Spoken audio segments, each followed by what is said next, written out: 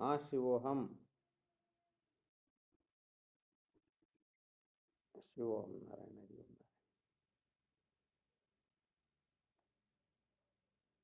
अच्छा, कल जो सुनाया था उसमें किसी भी प्रकार की शंका हो तो सबसे पहले उसी के ऊपर विचार कर लेते हैं।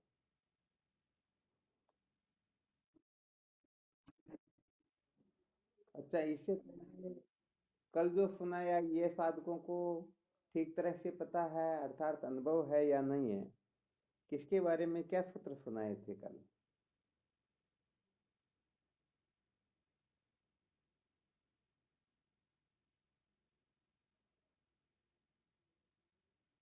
क्या सिद्ध किया गया था कल?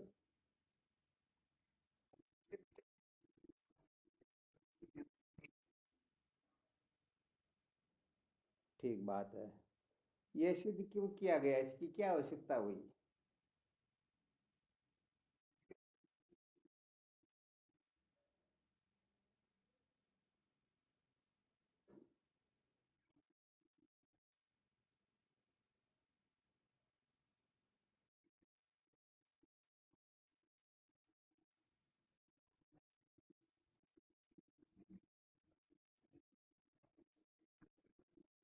नहीं, थोड़ी गड़बड़ हो रही है। मूल विषय क्या था?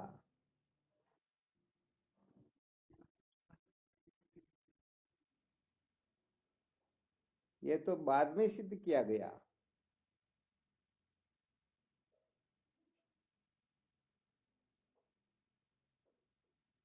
कल का मूल सूत्र था साधन से असाधन की निवृत्ति होती है। साधनों का प्रयोजन बताया था और उसके बाद में फिर इनकी जो व्याख्या की गई उसमें सारे सूत्र अभी जो सहजानंद जी बता रहे और रमेश जो भी बता रहा उसका फिर उसके अंतर्गत विवेचना होगी उनकी। तो मूल सूत्र था साधन से असाधन की निवृत्ति होती है। साधनों के द्वारा परमात्मा की प्राप्ति नहीं होती है, क्योंकि यदि परमात्मा की प्राप्ति साधनों से होगी तो वह परमात्मा नित्य नहीं होगा बल्कि अनित्य होगा, बनावटी होगा, उत्पन्न किया होगा। क्योंकि साधन जो है ये प्रमाण विभाग नहीं है, निर्माण विभाग है। तो ये जितने भी साधन हैं कल यही सिद्ध किया गया था, ब्रह्म विद्या के सिवाय चाहे कैसा भी कितना भी बड़ा ऊंचे से ऊंचा साधन क्यों न हो, फिर भी ये वास्तव में विद्या का ही कार्य है। अच्छी तरह से इस बात को, इस सूत्र को निश्चय कर लेना। चाहे करोड़ों लोग एक तरफ हो जाए और कहने लगे नहीं नहीं ब्रह्म विद्या के सिवाय और कोई ऐसा साधन है जो सचमुच में कृतार्थ कर देता है, तो हमें स्वप्न में भी विश्वास नहीं करना है। स्वप्न में भी उस बात को महत्व नहीं देना है। तो ब्रह्म विद्या के सिवाय जितने भी साधन हैं वो सारे के सारे साधन अविद्या से उत्पन्न होने के कारण अविद्या को पूर्ण रूप से निवर्त नहीं कर सकते हैं। हाँ, ये साधन यदि साधनों का सदुपयोग करे तो अविद्या के ऊपर विजय प्राप्त करने के लिए अपने को क्या प्राप्त हो सकती है? सामर्थ्य प्राप्त हो सकती है। परंतु ये साधन अविद्या को निवृत्त नहीं कर सकते हैं। फिर यहाँ पर सिद्ध किया गया जैसे कारण और कार्य होता है तो जो जिससे उत्पन्न होता है उसको कारण कहते हैं और उत्पन्न होने वाली वस्तु कार्य कहलाती है। तो आम व आम के फल के दृष्टांत के द्वारा सिद्ध किया गया, आम का जो फल है वह आम को नष्ट नहीं कर सकता क्योंकि वह आम से उत्पन्न हुआ है। तो सारे के सारे साधन ब्रह्म विद्या के सिवाय जितने भी साधन है सारे के सारे साधन अविद्या से उत्पन्न होने के कारण अविद्या को निवर्त नहीं कर सकते हैं। फिर इसमें यह भी सिद्ध करके बताया गया ये अविद्या से उत्पन्न होने वाले साधन अविद्या को कैसे निवर्त नहीं कर सकते और अविद्या से इन साधनों की उत्पत्ति कैसे होती है। तो कल इसमें एक दृष्टांत भी दिया गया था, जैसे रस्सी के ज्ञान से रस्सी में सर्प की प्रतीति होती है। तो ये सर्प अविद्या का कार्य है या क्या है ये?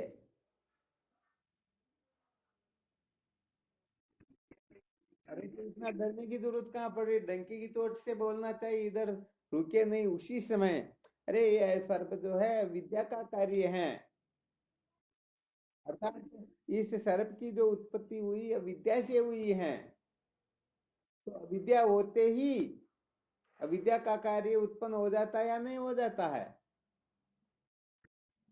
ऋषि का अज्ञान होते ही उसी समय सर्प की प्रतीति होने लग जाती है। और वह अविद्या कहने का मतलब तरह तरह से नाच नचाने लग जाती हैं। तो उसी समय डंडा आदि लेने के लिए लोग दौड़ पड़ते हैं। तो बताओ ये सारे के सारे जितने भी साधन हैं इन समस्त, अरे और तो क्या बताए, चाहे एटम बम परमाणु बम भी क्यों ना हो, वह भी उस सर्प को नष्ट कर सकते क्या? अरे सर्प वास्तव में है ही नहीं, इसलिए साधन असाधन को दूर करता है, वस्तु को उत्पन्न करना इनका स्वभाव नहीं है। तो इन दो चार पांच सूत्रों को थोड़ा अच्छी तरह से मंथन भी करना, ध्यान भी रखना है, क्योंकि समस्त साधन चित्त शुद्धि के लिए ही स्वीकार किए गए हैं। चित्त शुद्ध होने के पश्चात इनका कोई सत्व महत्व नहीं होता है। अतः चित्त शुद्धि के पश्चात केवल और केवल मात्र ब्रह्म ब्रह्म विचार ही करे, इसके सिवाय किसी को महत्व न दे। चलो ठीक, अब क्या शंका है कल जो सुनाया उसमें?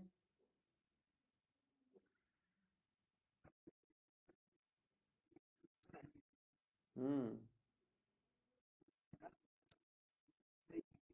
अच्छा।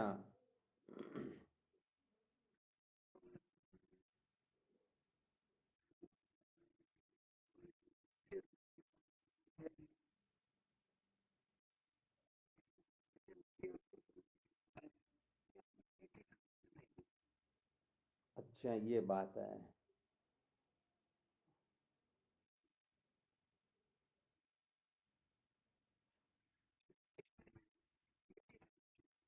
हम्म। हम्म।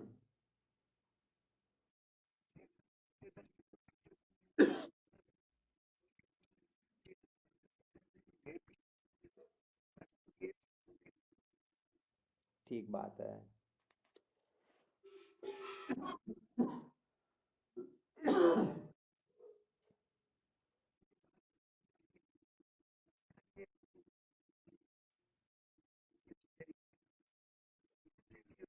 अब देखो होता क्या है, सबसे पहले तो इस रहस्य को अच्छी तरह से समझ लेना चाहिए कि यहाँ पर जो चार प्रकार की कृपाएं बताई गई ना, तो एक समय ऐसा होता है उस समय साधक को चार प्रकार की कृपाओं की पूर्ण रूप से आवश्यकता होती है। और एक समय ऐसा आता है कि उनको केवल मात्र चार नहीं तीन कृपाओं की ही आवश्यकता होती है। फिर साधना की स्थिति में एक अवस्था ऐसी आती है कि तीन नहीं बल्कि दो कृपाओं की ही आवश्यकता होती है। और एक स्थिति ऐसी आती है कि दो नहीं बल्कि केवल और केवल मात्र एक कृपा की ही आवश्यकता होती है। थोड़ा गंभीरता से इस रहस्य को समझने की कोशिश करना, ठीक है ना? जैसे समझो कोई जयपुर से 125-30 किलोमीटर की दूरी पर है, अर्थात वह अजमेर में है। एक दूसरा व्यक्ति जो है वह किशनगढ़ के अंतर्गत है।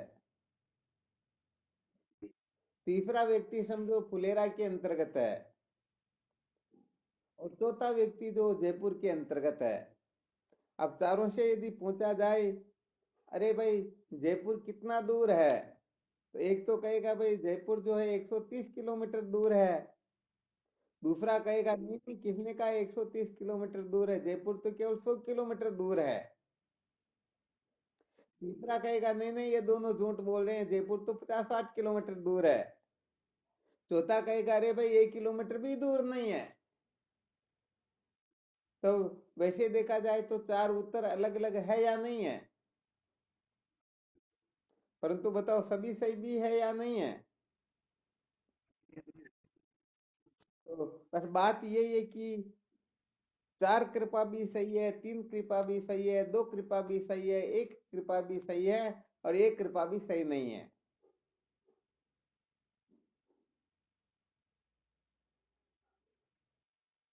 अच्छा, पहले एक बार अपने शायद इसी विषय पर चर्चा चली थी, उस समय बताया था कि स्वयं की जो कृपा होती है ना,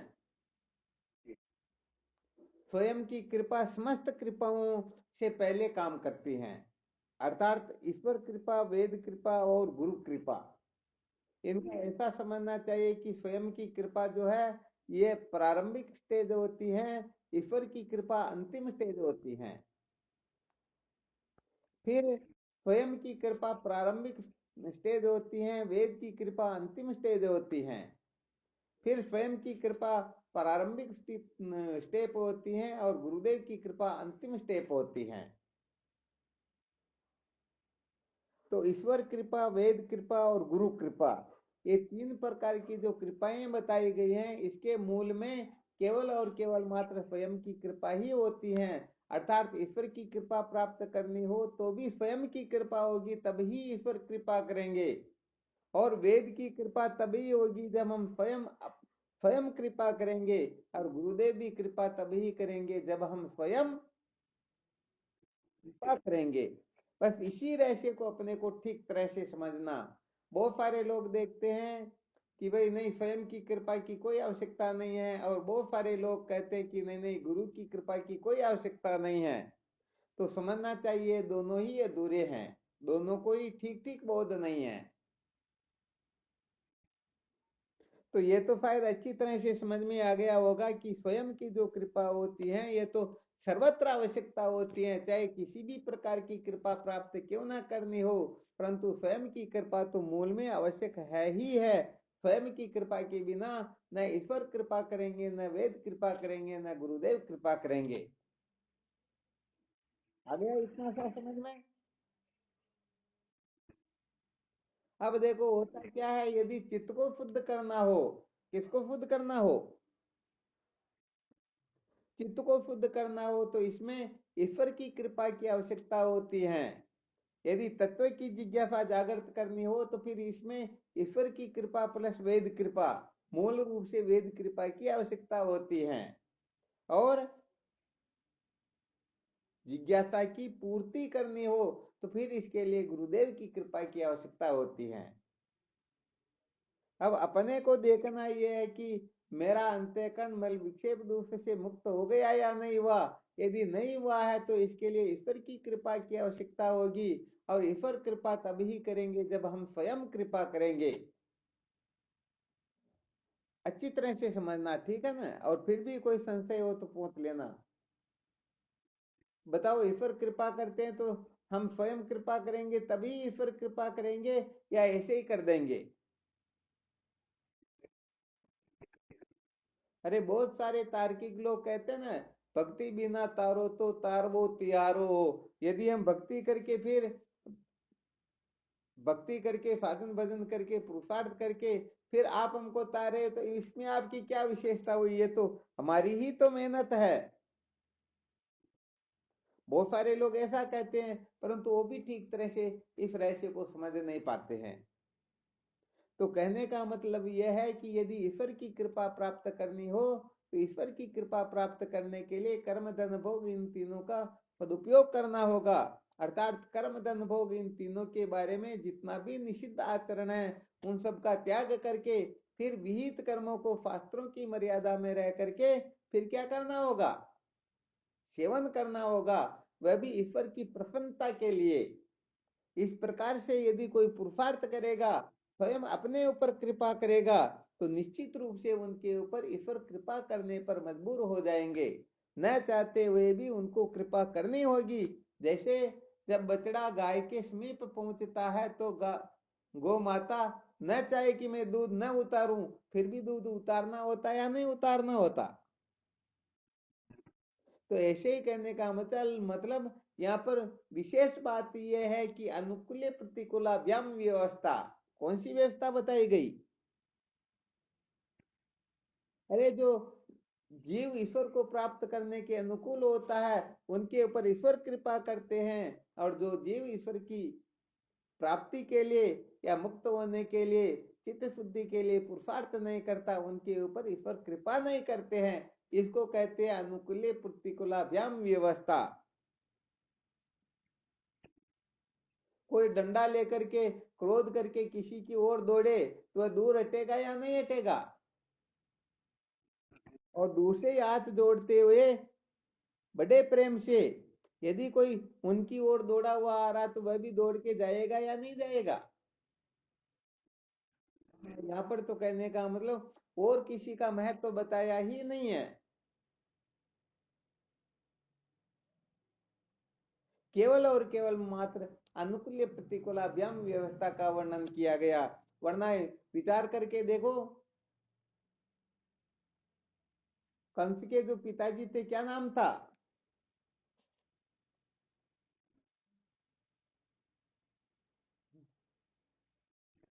उग्रसेन। उनमें कोई वो बहुत बड़े पहलवान या बहुत बड़े बलशाली थे क्या? अरे वो कोई बहुत बड़े पहलवान या कोई ताकतवर थे क्या? अरे वो तो बूढ़े हो गए, तो फिर कंस ने उनको कारागार में बंद किया तो क्यों किया? थोड़ा विचार करने की कोशिश करना। अच्छा, उस गजेंद्र ने बताओ कहीं पर विद्या अध्ययन किया क्या? अच्छा, विचार करके देखो, कुब्जा कोई अत्यंत सुंदरी थी क्या? कहा जाती विदुर से, विदुर जी महाराज की क्या जाती थी कि भगवान वहां जाकर के पत्ते खा रहे साग के, जबकि दुर्योधन के वहां अनेक प्रकार के व्यंजन बने हुए जिनका त्याग करके चले जाते हैं। तो कहा जाती विदुरस्य यादव पते रुग्रस्य किम पुरुषम कुब्जया कम ने रूपम अधिकम विद्या गजेंद्र का कहने का मतलब इनके ऊपर ईश्वर ने कृपा की, तो बताओ इनमें किसी में विशेषता थी क्या? तो कहने का मतलब यह सचमुच में ईश्वर के प्रति महत्व बुद्धि रखते थे, ईश्वर के प्रति आदरवान थे, उनको प्राप्त करने की चेष्टा करते थे, उनको ही महत्व देते थे। तो कहने का मतलब भगवान सबका त्याग करके इनके नजदीक आ गए। तो ईश्वर कृपा किनके ऊपर करेंगे? तो सचमुच में स्वयं पर कृपा करेगा, जो सचमुच में बंधन से मुक्त होने के लिए तड़पेगा उनके ऊपर ही ईश्वर कृपा करेंगे। तो स्वयं की कृपा से ईश्वर कृपा करने के लिए उतारू होते हैं, और जब ईश्वर कृपा कर देते हैं तो इस जगह पर स्वयं की कृपा पूरी हो जाती है। स्वयं की कृपा कितनी है? केवल मात्र प्रसन्नता तक, उसके पश्चात ईश्वर की कृपा ही काम करती है। फिर बाद में ये देखे नहीं नहीं मैं मेरी कृपा से काम कर लूंगा, तो बहुत बड़ी मूर्खता हो जाती है। क्योंकि यदि काम होता तो अनादिकाल से कभी का कर लेता। तो ईश्वर प्रसन्न कैसे होते हैं? बस अपने को केवल यहाँ पर तीनों जो कृपाएं हैं, ईश्वर की कृपा हो, चाहे वेद कृपा हो, चाहे गुरुदेव की कृपा हो, इनमें मूल में बिंदु है केवल और केवल मात्र प्रसन्नता का।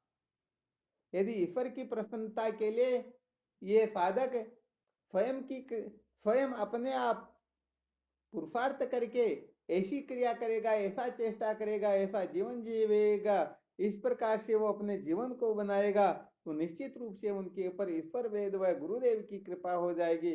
वरना सचमुच में कृपा कभी भी होने वाली।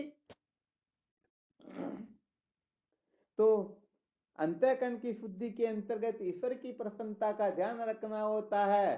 तत्व की जिज्ञासा जागृत कैसे हो, इसके अंतर्गत संत महापुरुषों की प्रसन्नता का ध्यान रखना होता है। और फिर इस तत्व जिज्ञासा की पूर्ति कैसे होती है, हम सदा सदा के लिए ज्ञान के बंधन से छुटकारा कैसे प्राप्त करते हैं, इसके लिए गुरुदेव की कृपा की आवश्यकता होती है। आ गया समझ में? तो यहाँ पर ईश्वर की कृपा प्राप्त करने के लिए अपने को स्वयं को पुरुषार्थ करना होगा। कर्म धन भोग के बारे में जो जो साधन भजन बता रखे, जो जो विधियां बता रखी, जिस जिस प्रकार से अपने को करना चाहिए वैसा करेंगे तो सचमुच में ईश्वर प्रसन्न होंगे। और यदि हम देखेंगे नहीं नहीं मैं मेरे हिसाब से ईश्वर को प्रसन्न कर लूंगा, तो भाई भरोसे मत रहना, वास्तव में ईश्वर ऐसे ही प्रसन्न होने वाले है नहीं।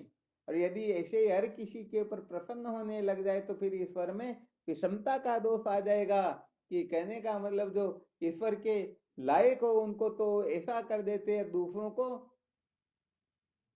अंतःकरण की शुद्धि को प्राप्त नहीं करवाते हैं। तो बताओ ईश्वर पर दोष लगेगा या नहीं लगेगा?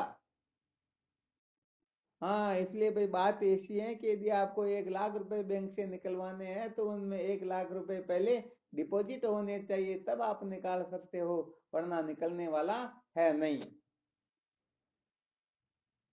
वैसे इसी संदर्भ में साधकों को बता दिया जाता है कि कर्म धन भोग इन तीनों के बारे में सबसे अधिक विचार करना है, क्योंकि यदि सचमुच में अंतःकरण शुद्ध हो जाएगा, मल विक्षेप दोष निवर्त हो जाएगा, तो फिर कर्म धन भोग कहने का मतलब कचरा लगने लग जाएगा, दुख रूप लगने लग जाएगा, इनसे छूटने की इच्छा होने लग जाएगी। ये कर्म धन भोग बढ़ने में अपने को बाधा अनुभव होने लग जाएगी। यदि हम इनको पाने के लिए पागल हो रहे हैं, लालायित हो रहे हैं, मरने मारने पर उतारू हो रहे हैं, पता नहीं क्या क्या करने के चक्कर में पड़े हुए हैं, तो सच्ची बात अभी तक न तो हमने अपने ऊपर कृपा की, और जब हमने ही कृपा नहीं की तो ईश्वर को क्या गरज है कि वो तुम्हारे ऊपर कृपा करे। आ गया समझ में? हाँ बिल्कुल। तो इसके लिए खूब अच्छी तरह से मंथन करते रहना, फिर एक दिन एग्जाम लेकर के देखेंगे कि सचमुच में इनका सदुपयोग कौन कौन कर रहे हैं। कर्म का सदुपयोग क्या बताया? निषिद्ध कर्म का त्याग करना और विहित कर्मों को भी शास्त्र की मर्यादा में रह करके फिर सेवन करना, और वह भी ईश्वर की प्रसन्नता के निमित्त, तब जाकर के समझो हम कर्म का सदुपयोग कर रहे हैं। धन के सदुपयोग से तात्पर्य हमें बेईमानी से नहीं बल्कि ईमानदारी से धन कमाना है, और उसमें से कम 10वां हिस्सा तो निकाल ही देना चाहिए। ज्यादा निकाले तो कोई दिक्कत नहीं, परंतु 10वें हिस्से पर तो अपने को 1% भी अधिकार नहीं रखना चाहिए। यदि कोई रख रहे हैं तो समझ लेना चाहिए उनको ईश्वर की कृपा की आवश्यकता ही नहीं है। और जिनको ईश्वर की कृपा की आवश्यकता नहीं, उनको क्या संतों की कृपा की आवश्यकता, और फिर गुरुदेव की कृपा तो उनके सपने में भी अरे होने वाली क्या आवश्यकता ही नहीं उनको। क्योंकि जो चित्त शुद्धि के मार्ग पर चलता है सचमुच में वे वही साधक अंतिम कक्षा को उपलब्ध होता है, प्राप्त करता है। बाकी तो ये मौज मस्ती मनोरंजन करने के लिए थोड़ी देर के लिए देख लेते हुए कैसे मजा आता, ऐसा कर लेते वैसा कर लेते, परंतु सचमुच में साधक नहीं होते हैं। तो 10वां हिस्सा धर्म के निमित्त निकाले, और 90% में जो जो कुछ भी खर्च करे शास्त्र की मर्यादा में रह करके, उनके द्वारा जो कुछ भी हम आहार व्यवहार करते हैं, उनके द्वारा जो शक्ति प्राप्त होती है उस शक्ति से पुनः फिर ईश्वर की प्रसन्नता के लिए विशेष रूप से तैयारी करे, तब जाकर के समझो धन का सदुपयोग कर रहे हैं। और भोग के सदुपयोग के अंतर्गत निषिद्ध भोगों का त्याग करके विहित भोगों का ही सेवन करना होता है, और विहित भोगों में भी शास्त्र की मर्यादा देखना होता है। कहते हैं ना भाई आज 11 अमावस पुण्य में आज अपने को ये नहीं करना वो नहीं करना, अरे मिस्त्री लोग भी अमावस के दिन काम नहीं करते हैं, करते हैं क्या?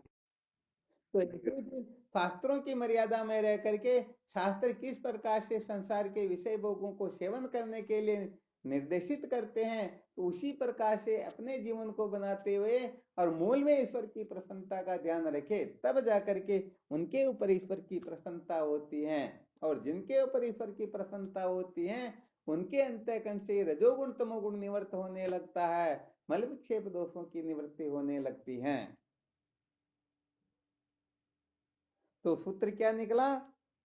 स्वयं की जो कृपा होती है ये प्रारंभिक शिरा है, और अंतिम शिरा अर्थात स्वयं की जो कृपा होती है ये साधन समझ लीजिए, और इसका फल समझ लीजिए ईश्वर की प्रसन्नता। अच्छा हम भोजन करते हैं तो भोजन को ठीक तरह से मुख में रख करके अच्छी तरह से चबा करके फिर उतारेंगे तभी भूख मिटेगी, अथवा उस भोजन को नाक कान में ठूंसने लग जाए तो भूख मिटेगी।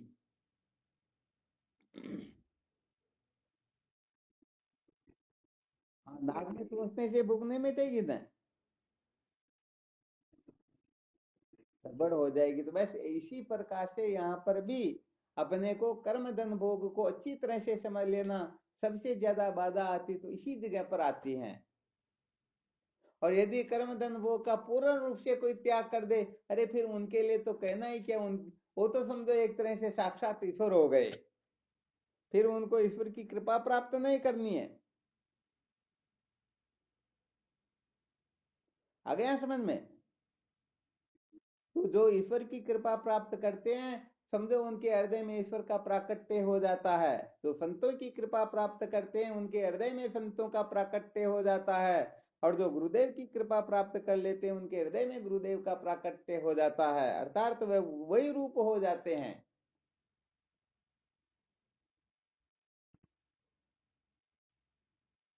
तो शायद एक सूत्र बताया, बाकी के सूत्र शायद आप लोग समझ लोगे, इसमें शायद संशय नहीं रहना चाहिए। स्वयं की कृपा गुरुदेव की प्रसन्नता तक काम करती है, अच्छी तरह से ध्यान देना। स्वयं की कृपा, ईश्वर की कृपा प्राप्त करने के लिए भी स्वयं की कृपा की आवश्यकता होती है। और वेद कृपा के लिए भी स्वयं की कृपा का होना अत्यंत आवश्यक होता है। और गुरुदेव की कृपा प्राप्त करने के लिए भी स्वयं की कृपा की अत्यंत आवश्यकता होती है। तो जब तक गुरुदेव प्रसन्न नहीं हो जाते हैं तब तक ही स्वयं की कृपा काम करती है। और जब गुरुदेव की प्रसन्नता हो जाती है तो फिर स्वयं की कृपा का कोई महत्व नहीं होता है। समझो जैसे सुप्रीम कोर्ट का निर्णय आने के पश्चात ये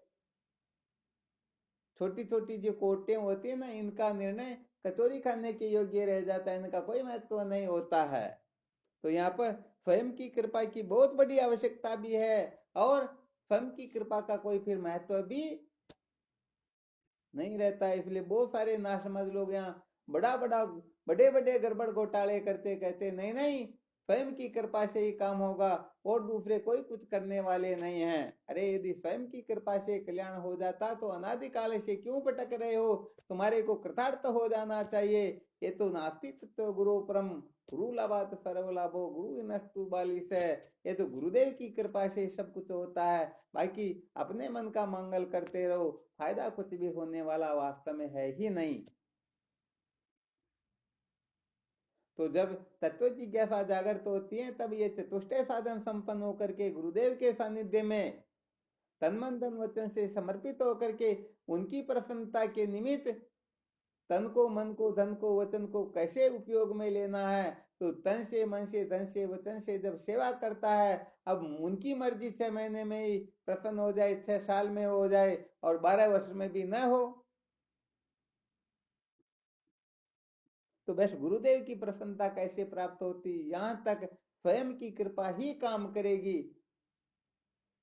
और इसके पश्चात फिर इनका कोई औचित्य नहीं है, क्योंकि ज्ञान वस्तु के अधीन होता है। आप नहीं चाहोगे फिर भी आपको ज्ञान हो जाएगा, ये पक्का है।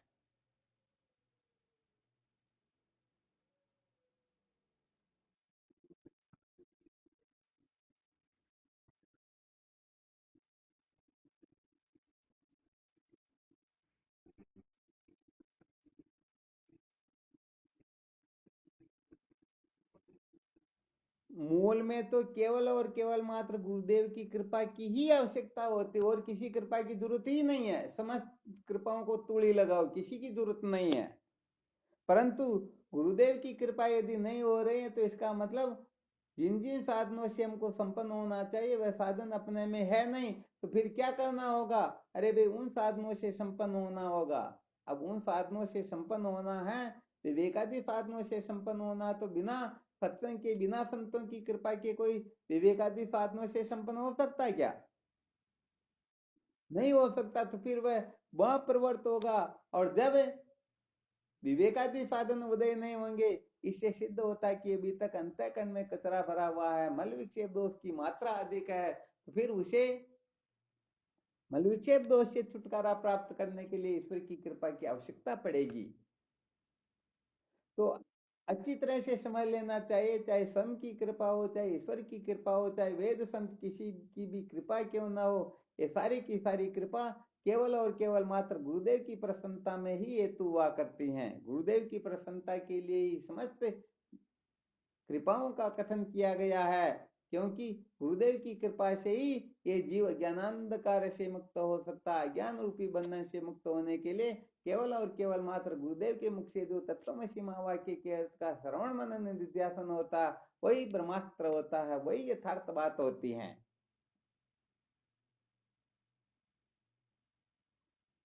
यहाँ पर इतना रहस्य जरूर समझ लेना है कि जो लोग कह देते हैं, जैसे भगवान कृष्ण के अवतार कहलाने वाले स्वामी राम सुखदास जी महाराज, उन्होंने बहुत प्रसंगों पर इस प्रकार से कथन किया कि गुरुओं की कोई आवश्यकता नहीं होती है। तो ये तो बिल्कुल सत्य कहा उन्होंने, क्योंकि जो अज्ञान के बंधन से मुक्त नहीं होना चाहता है, उनके लिए गुरुदेव की क्या आवश्यकता हो सकती है। अरे भाई, बाकी के साधन बिना गुरु की कृपा के भी काम कर सकते हैं, परंतु अज्ञान के बंधन से छुटकारा बिना गुरुदेव की कृपा के होता नहीं। तो भक्ति आदि साधन करने में, भक्ति में भगवान की प्रधानता होती है, तो फिर गुरु को बीच में लाने की जरूरत कहां पर है। उनका तो कनेक्शन डायरेक्ट भगवान से होगा ना, फिर बीच में गुरु के चक्कर में पड़े या किसके चक्कर में पड़े, इसलिए उनके लिए तो भगवान ही सब कुछ है। परंतु जो सचमुच में जन्म मरण के बंधन से मुक्त होना चाहता है, सदा सदा के लिए कृतार्थ होना चाहता है, इसी जीवन में आत्मलाभ प्राप्त करना चाहता है, तो फिर कहने का मतलब भगवान की कृपा से काम होने वाला नहीं। अथवा समझो भगवान की कृपा से काम होने वाला है तो भगवान ने आपके ऊपर कृपा कर ही दी।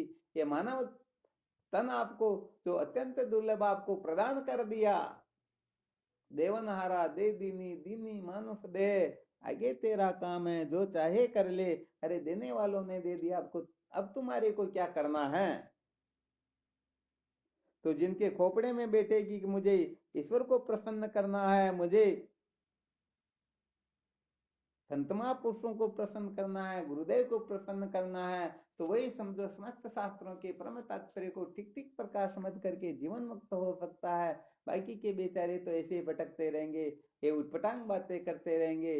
अतः कौन क्या कहता है इसको लेकर अपना दिमाग खराब नहीं करना चाहिए, बल्कि शास्त्रोक्त रीति से विचार करना चाहिए। ये जीवन का सार होता है।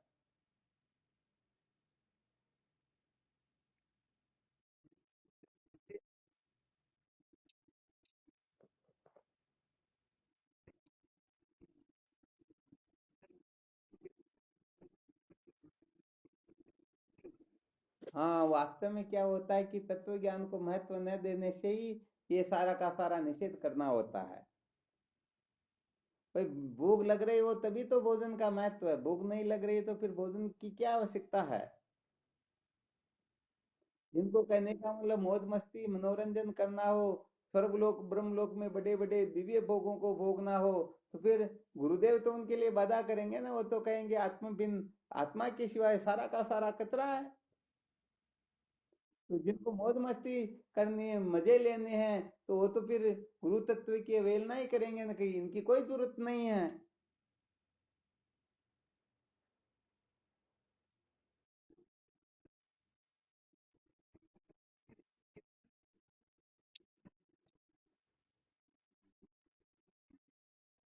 अरे अरे, वैसे देखा जाए तो कहने का मतलब माता पिता चाहे कैसे भी हो, परंतु उन बेटों के लिए तो माता पिता साक्षात भगवान है ना। चेलों के लिए तो उनके गुरुजी पहले पहली कक्षा में भी नहीं समझते हो, फिर भी उनके लिए साक्षात ब्रह्म है। अब करे क्या, भोले जीव कहीं कहीं अटक जाते तो उनके लिए कहें तो क्या कहें। जैसे अंधों में काना भी राजा होता है, तो ऐसे ही कहने का मतलब संसार में कहाँ पर क्या हो रहा है क्या नहीं हो रहा, यदि अपन इस ओर प्रवृत्त हो जाएंगे तो ये अपना जीवन इसी में बर्बाद हो जाएगा और फायदा कुछ भी मिलने वाला है नहीं। हमें तो कुल मिलाकर के वेदवादी और पामर पुरुषों के संग को महत्व न दे करके केवल और केवल मात्र श्रुति प्रमाणिक मत स्वधर्म निष्ठा तैव आत्मा विशुद्धि रसे विशुद्ध बोधे परमात्मा वेदनम तेनेव संसार समूल नाश है।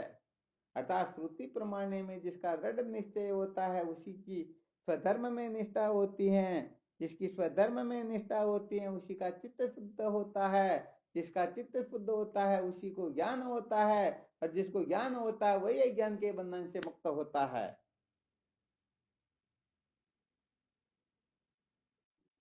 तो भाई आत्म तत्व के सिवाय जो कुछ भी नाम रूपात्मक प्रपंच है सारा का सारा कचरा, इनमें उलझ करके जीव कहने का मतलब ऊपर नीचे के लोकों में भटक जरूर सकता है, परंतु कृतार्थ नहीं हो सकता, निर्भय नहीं हो सकता, निश्चिंत नहीं हो सकता, जीवन मुक्त नहीं हो सकता है। इसलिए श्रोत्रिय ब्रह्मनिष्ठ गुरुदेव को महत्व देने से बड़ा और कोई पुण्य या उससे ऊंचा काम कोई है ही नहीं। और उनकी अवहेलना करने से सच्ची बात कही जाए तो कोई बड़ा पाप होता ही नहीं। कहने का मतलब ईश्वर को भी बिल्कुल कोई नष्ट कर दे फिर भी कहने का मतलब इतना बड़ा पाप नहीं किया, क्योंकि ईश्वर भी जिस ब्रह्म तत्व के एक रोम जितनी जगह पर स्थित है, अरे वो तो 3.5 करोड़ बाल होते, तो 3.5 करोड़ ईश्वर को कोई नष्ट कर दे तो फिर शायद ब्रह्म की बराबर हो सकता। तो गुरुदेव तो साक्षात ब्रह्म होते हैं, अब बोले जीव समझते नहीं तो उनको क्या कहें।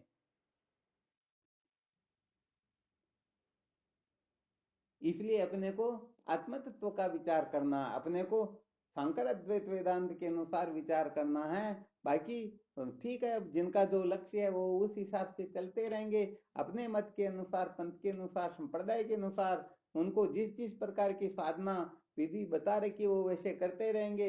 अब कौन क्या कर रहा कौन क्या नहीं कर रहा, अपने को दिमाग खराब क्यों करना है।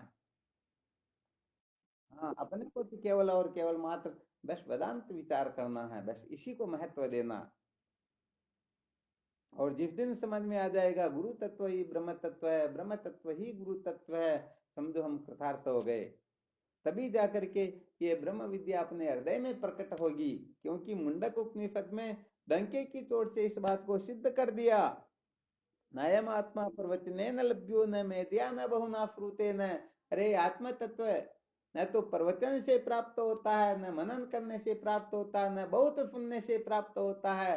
ये आत्म तत्व उनको ही प्राप्त होता है जिनके ऊपर गुरुदेव कृपा करते हैं कि इस साधक को मेरे स्वरूप का बोध होना चाहिए, आत्म तत्व का यथार्थ बोध होना चाहिए। उस साधक के हृदय में ही ये विद्या प्रकट होती है। बाकी तो सच्ची बात है, ये सब कचरा ही कचरा है। तो ये केवल और केवल मात्र गुरु कृपा ही केवलम शिष्य से परमम मंगलम।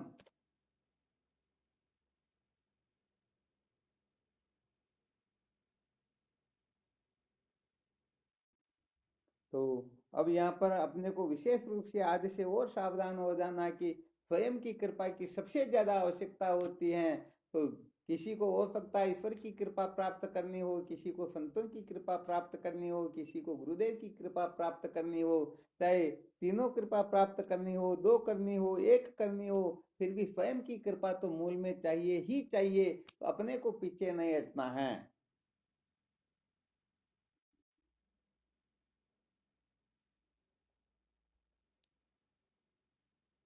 और पीछे नहीं हटने का मतलब क्या, बस हमारे संत शास्त्र जिस प्रकार से कहते हैं उस प्रकार से अपने को जीवन बनाना है,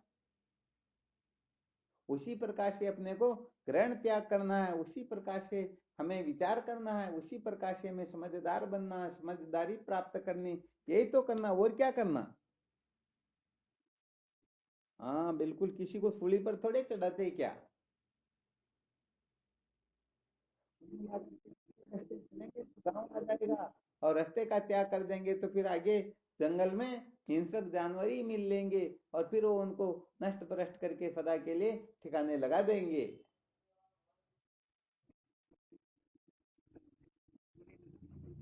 हाँ वो तो लटके हुए हैं न बेचारे, उनके लिए तो फिर कहना ही क्या।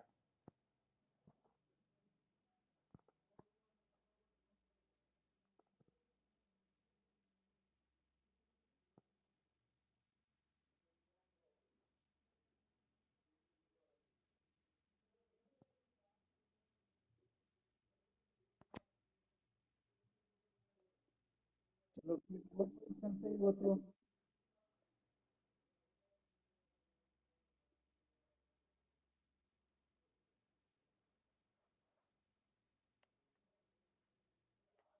अच्छा, आप लोगों को बताया भी था कि कौन कौन मल दोष की निवृत्ति के लिए तैयारी कर रहे हैं, उनके लिए क्या क्या तैयारी है? तो कभी व्हाट्सएप पर मैसेज भी, परंतु किसी ने किया ही नहीं। एक दो साधकों ने तो किया था,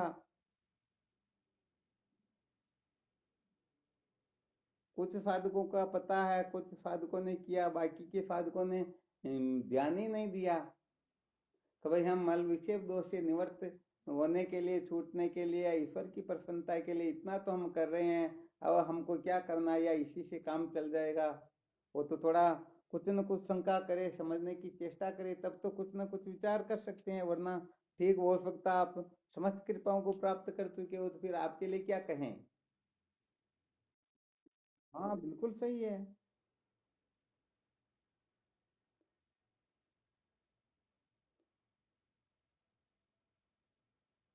कहने का मतलब, जो अपने मन में होता है ना, उसको सम्यक प्रकाश से कह दे तो बहुत बड़ी शूरवीरता होती है।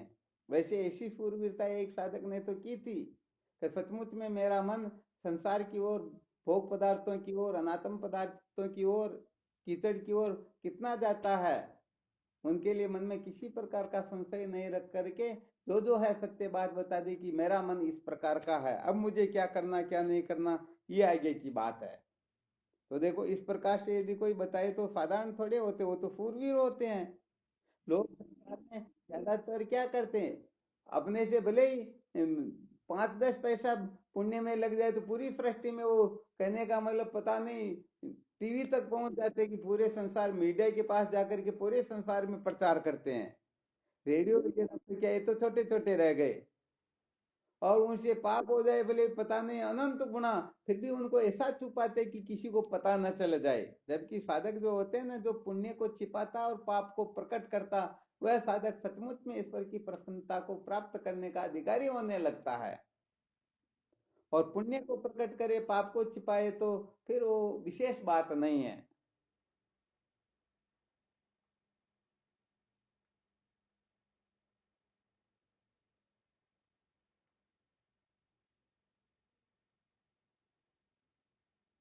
तो दो चार साधकों के लिए तो मुझे अच्छी तरह से पता, भाई ये साधक जो है सचमुच में शास्त्रोक्त रीति से चल रहे हैं, कोई गड़बड़ नहीं है। जिस जगह पर चल रहे उस जगह पर सही है, आगे मत समझ लेना सुन रहे तो नहीं का बस हम तो कृतार्थ हो गए। जिस जगह से चल रहे वहां से ठीक दिशा, परंतु आगे जाकर गड़बड़ कर दो तो बात अलग है।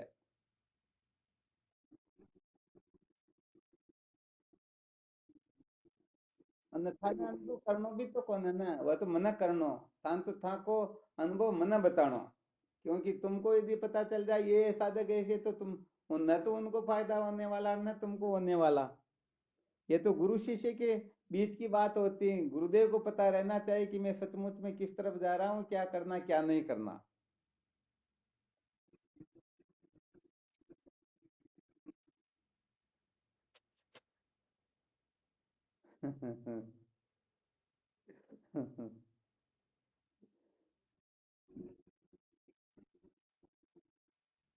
हाँ तो कोशिश करो, फिर बताएंगे।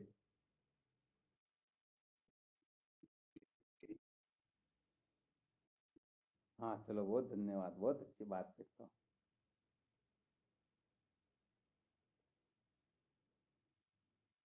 वैसे देखा जाए तो ये आप 1 घंटे का समय दे रहे, ये भी आपका बहुत बड़ा पुरुषार्थ है, इसको भी साधारण मत समझना। परंतु क्या होती कि बहुत सारी जीवन में जो विसंगतियां होती है ना, वो शास्त्रोक्त मर्यादा का त्याग करने से होती हैं। बहुत सारे दुख कष्ट संकट इसीलिए आते हैं कि हम शास्त्र की मर्यादा का त्याग कर देते। तो हम चाहते हैं कि भाई ये जीवन में छोटी छोटी विसंगतियां आती, ये भी जीवन में ना आए। क्योंकि ये आएगी तो हम वहीं रोने लग जाएंगे, आत्मविचार थोड़े करेंगे। इसलिए शास्त्र की मर्यादा में रह करके अपने को जीवन जीना, भूखे प्यासे रहना पड़े फिर भी चिंता नहीं करनी चाहिए, फिर भी शास्त्र की मर्यादा का त्याग नहीं करना, बस इतनी सी बात है। वरना भले आप कुछ भी करो कुछ भी नहीं करो, इससे हमको तो कोई फायदा होने वाला नहीं। जिनको भूख लग रही है वह भोजन करेगा तो भूख मिट जाएगी, नहीं करेंगे तो भूखे रहेंगे, बात इतनी सी है।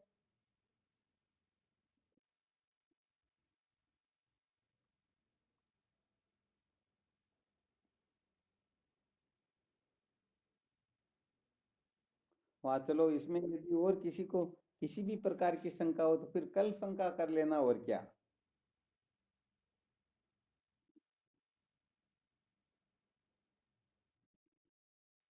हाँ शिवोहम, नमो नारायण, हरि ओम।